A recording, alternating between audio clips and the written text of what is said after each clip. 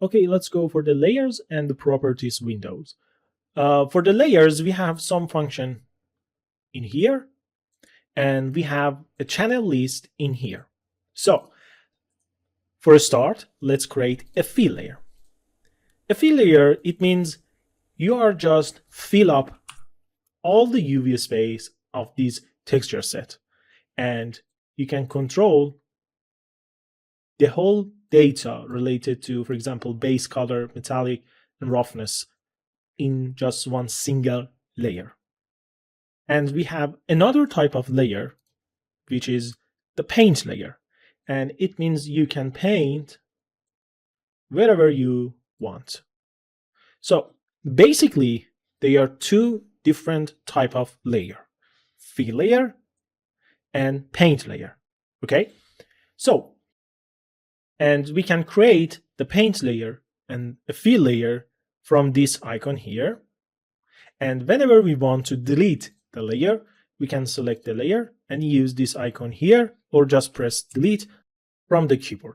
Okay, so what about this? This is a folder icon that whenever we click on that, we create a new folder and we can organize the layer section. We are going to use this kind of a structure a lot. I mean, creating layers and creating a folder and put all the layers inside the folder. So let's delete all of them. And now I just want to create a fill layer with blue color in here. Okay. And I want to create another fill layer with green color like this. Okay. And in here, I want to define for the green layer, okay, just show up here or just show up here. For example, I have a pattern and I need to define for the green layer to follow that pattern and show up wherever the pattern show the layer. So how we can do that? We need to create a mask, and with the mask we can control the data inside the layer. So how we can add a mask? We can just come over here and use one of these masks. So I have a white mask, I have a black mask, and I have a bitmap type mask, mask with color selection, and mask with high combination. So which one is perfect for me? The white in the mask, it shows, okay, wherever the white value is, it means the layers data, it's going to show up over there. So the white, it means showing the layer data. The black, it means don't show the layer data. So this is the main logic. And if we can understand that, we can do anything inside the Substance Painter. So let's add a white mask. What's happening? Because I'm going to the mask mode with this slider and choosing the mask, or I just can holding Alt and click on mask icon here. So the mask for layer 2, it's pure white. It means all the space in the UV space, they are going to show the fill layer data number 2. Okay, so let's add a black mask. So as you can see, we are in the material view mode, and it means we just can see the data for the fill layer number 1. And the fill layer number 2, it's not showing anywhere due to the black color in the mask. Okay, so if I go to the mask and just paint here like that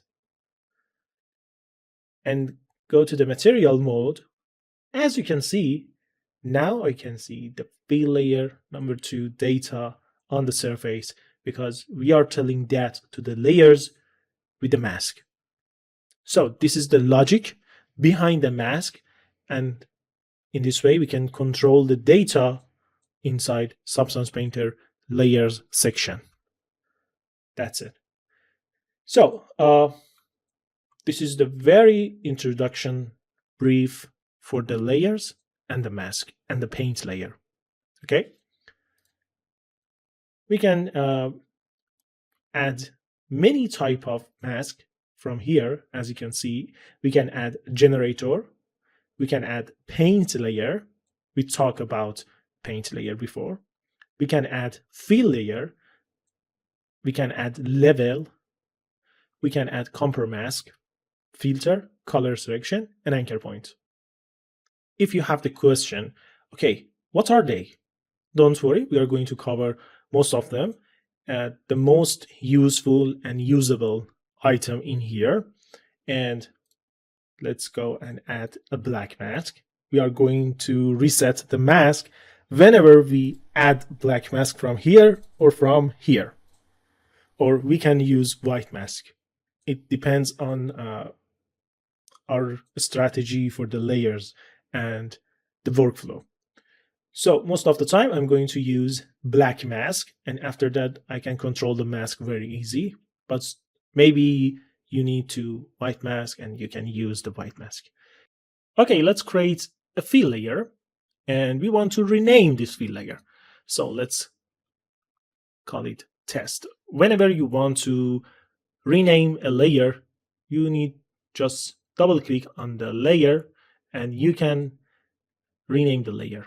Okay, easy peasy. Whenever you click on something on the layers window, you have some properties over here. For example, for fill layer, we have fill setting and material setting. Okay, so in the fill setting, we have some kind of parameter related to the projection, type of projection, UV wrap, and UV transformation. And in the material, we have all the data that we set on the texture set setting. As you can see, we have something in the channels, for example, base color, metallic, roughness, normal, height. And we can add, for example, emissive for creating light inside our material with adding emissive channel here. And after adding the emissive channel, you can see we have the emissive channel here. And whenever we click on the emissive, we have the data related to the emissive and we can modify that. Okay, so this is the way that we can organize the layer. So let's go for the base color, and I want to explain you these options here because they are so important, and I just need to have base color, just base color. So let's hold Alt and click on the base color. With this technique, we can turn off all the channels on the fill layer except that one. We click on that. Okay, so we keep base color and turn off others channel. So let's load a texture inside the base color. We can select color in here, as you can see, and we can load something inside the base color with clicking on the base color. So for example, let's load this Camo texture. Okay, now we can see the texture on the model, and we can control the texture with the fill properties. In fill properties, we have UV transformations, and in here we can change the tiling to tile the texture like this. Okay, for example, I'm going for 4, and if we have the exact physical size, we can change the scale from tiling to physical size, and we can, for example, set, okay, we have this object in, for example, 50 centimeter, and let's increase the number to 50. And this is the result. But for most of the project, we are sticking to the tile. Okay, now we can decide the rotation, and we can rotate the texture, or it's better to say we are rotating the whole layer, not just base color. And if I have another texture in the roughness channel, for example, like this, and I just rotate, as you can see, the roughness and the base color and all the data inside the layer, they are going to be rotated. Okay, so we can offset the texture like this. We can move the texture inside the UV space in U and V direction. And we can move manually this little square here like this. And we can increase the size like this. And it's affected on the tiling. And if you hold the Control key, you can change the scale of the texture in parallel way. And if you hold the Shift, you can see we are going to make bigger or smaller, and we keep aspect ratio in the tiling, like this like icon. And we can control the rotation with this gizmo here. We have some tool in here, like flipping in horizontal way or vertical way. We can change the pivot point. For example, we can move the pivot point here, and whenever we rotate the texture, it's going to rotate from this pivot point. Okay, and when we scale up or scale down the texture, it's going to move around this pivot point.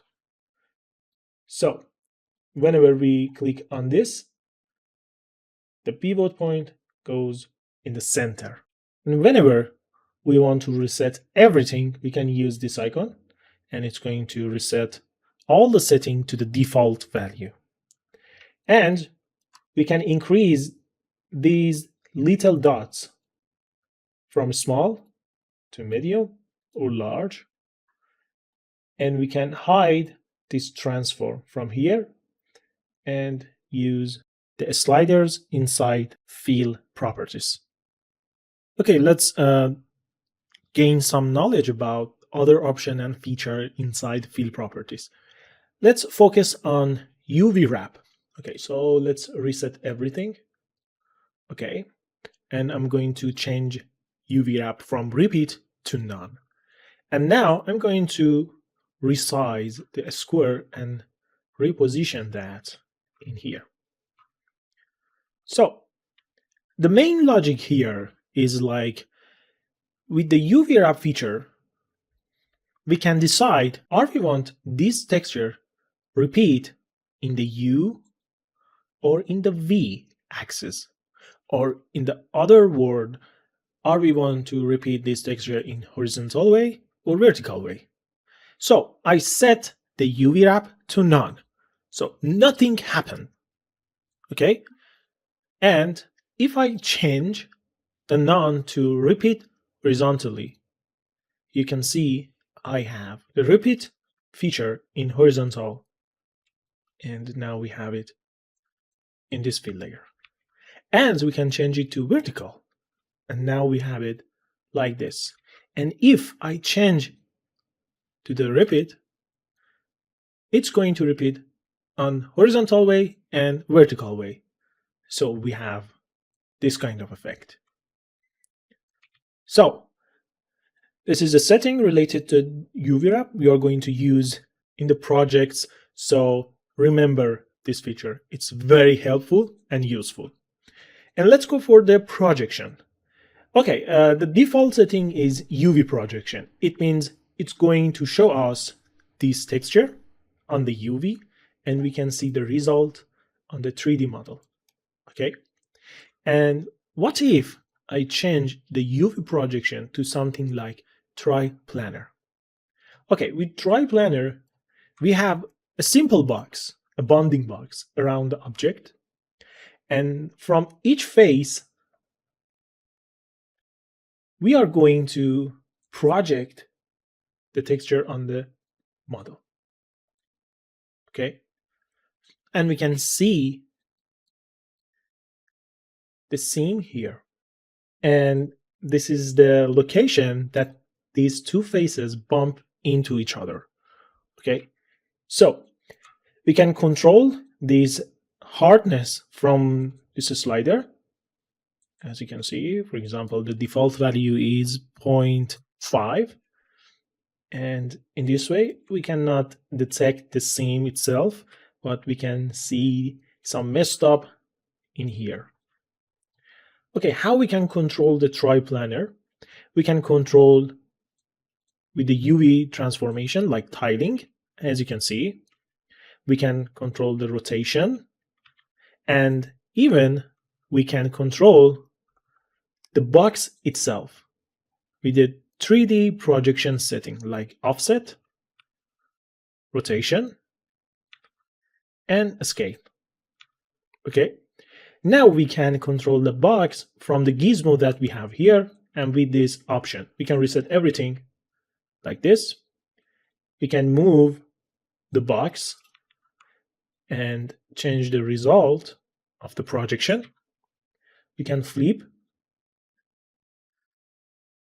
in X direction and Y direction. As you can see, it's just like a -1 and +1. And you can flip in Z direction like this. We can reset everything. And we can control the manipulator. For example, you can control the size of display. You can control the angle step. For example, I want to rotate this with 90 degree when I hold the shift. Okay, or let's go for the 22.5 or 22. As you can see the number here. It's going to increase each time 22 units. So in this way, we can control the grid steps, angle steps, and manipulator size. And when you want to use the step, you need to hold the shift. For example, let's define 0.25 for the grid step. And now when I move this box and holding the shift, you can see this is the result in here. Okay, let's reset everything. We can switch between move, rotate, and scale in here, or just use R for the scale, E for the rotation, and W for the move. And you can turn off this gizmo with this icon. So this is the way we can control triplanar projection. And we have some kind of projection like planar.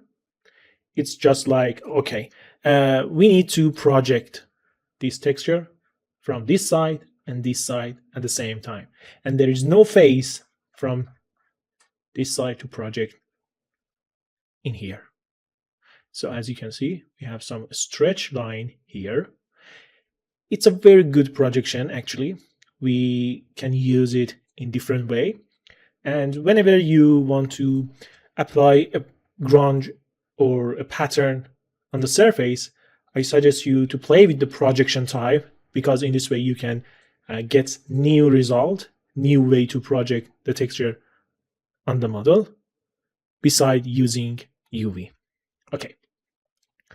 So the setting is the same. You can use all the setting here, or just use, for example, transform in the UV or 3D projection setting. And we have another type of projection like spherical. It's perfect for a spherical shape. And we have cylindrical projection. And it's perfect for something like cylinder.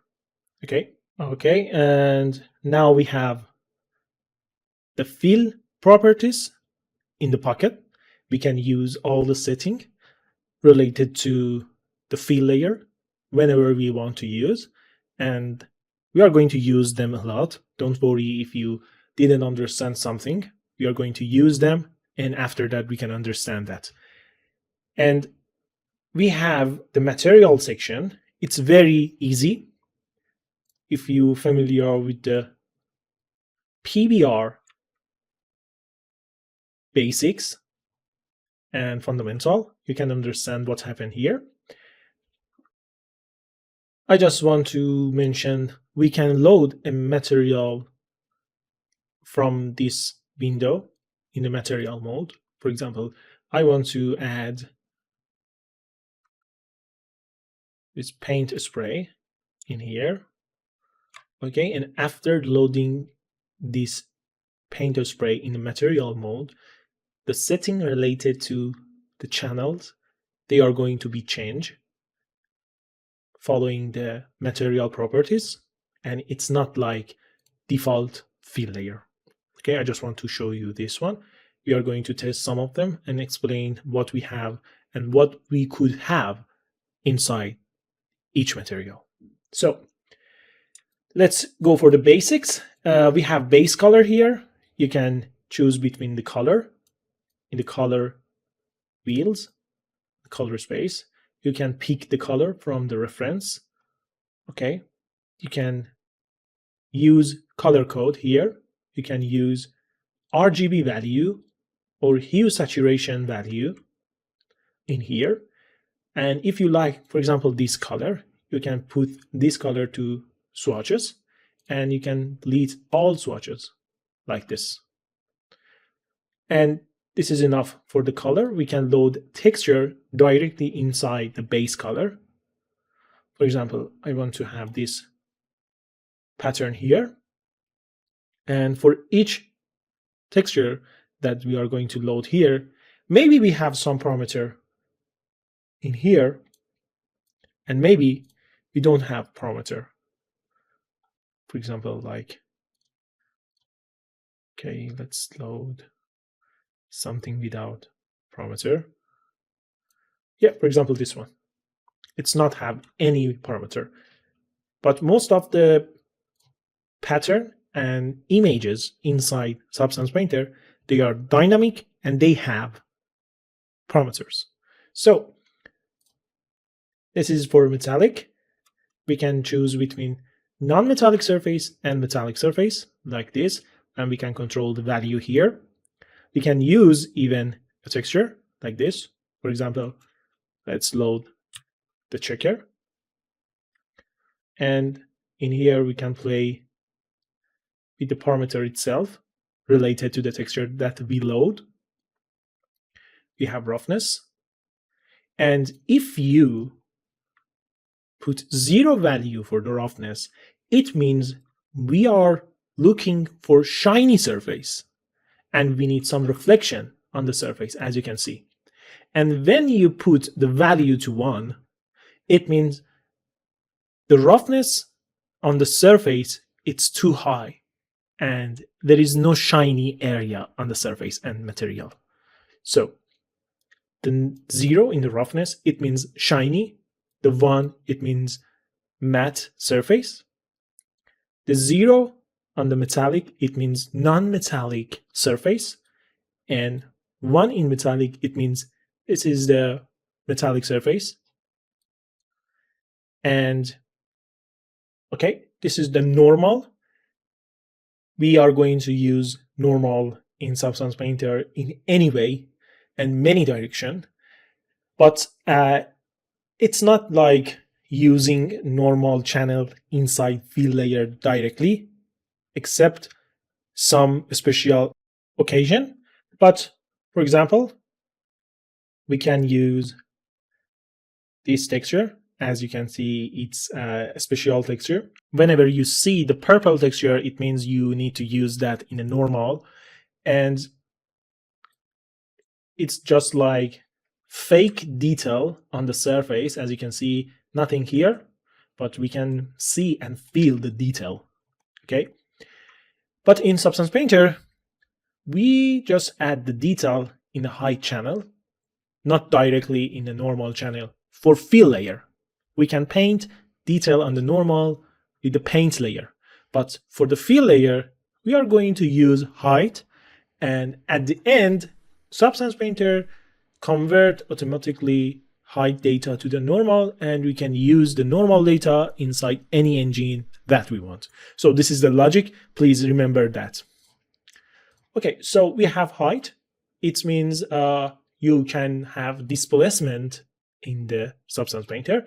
But for using that, let's load some texture here. For example, this checker. Let's increase the tiling.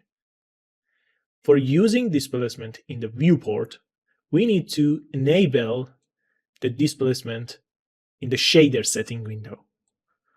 Okay, so it's enabled right now, but it's not affected on the viewport because the scale is 0. I can increase the scale, for example, to 0.05, and as you can see, we have some displacement in the viewport.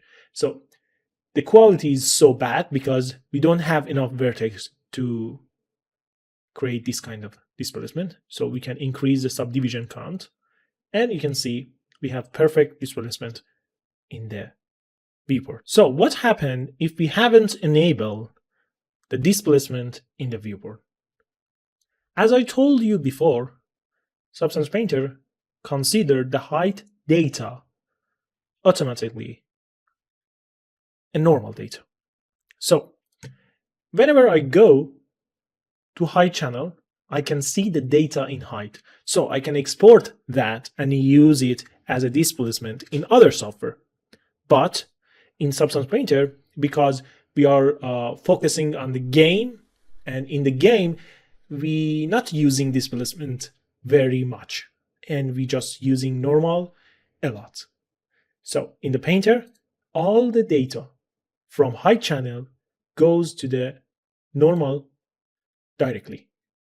And whenever we expose the textures and the data from the project, we can have all the data related to height inside the normal. Okay, so let's go back to the material mode and remove the height. And we can have emissive here, as you can see. For example, I need red emissive inside the material, but not like that. Let's, for example, create black, and let's add another fill layer. I'm going to call it emissive.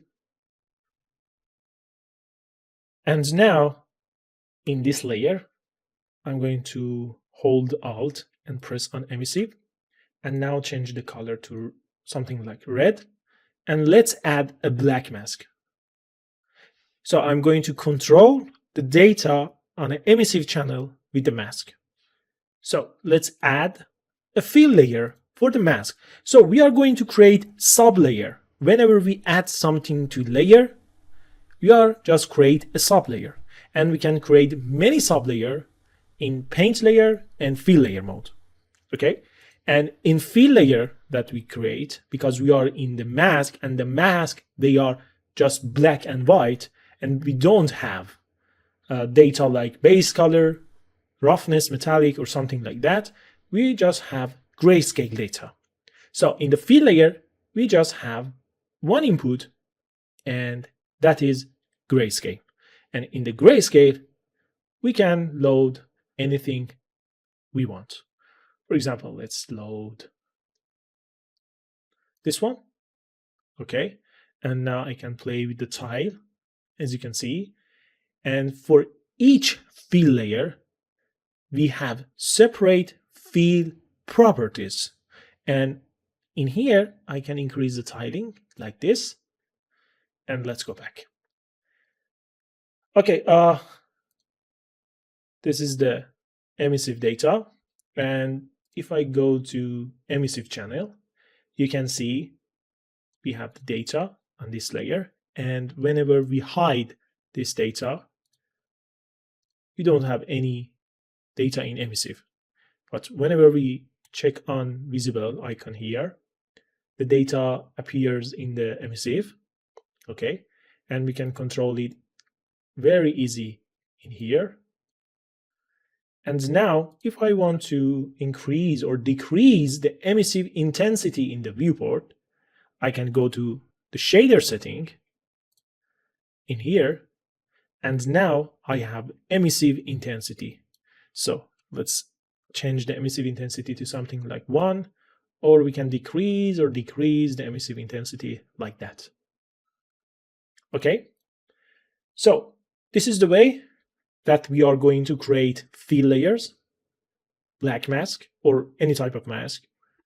We can add sublayer, we can control the data in sublayer, and we can create separate layer for separate channel and control them with the mask. And we are going to learn how to use Substance Painter step by step. So let's go for the next video. We are going to focus on the paint layers, and we're going to discover some amazing feature in Substance Painter.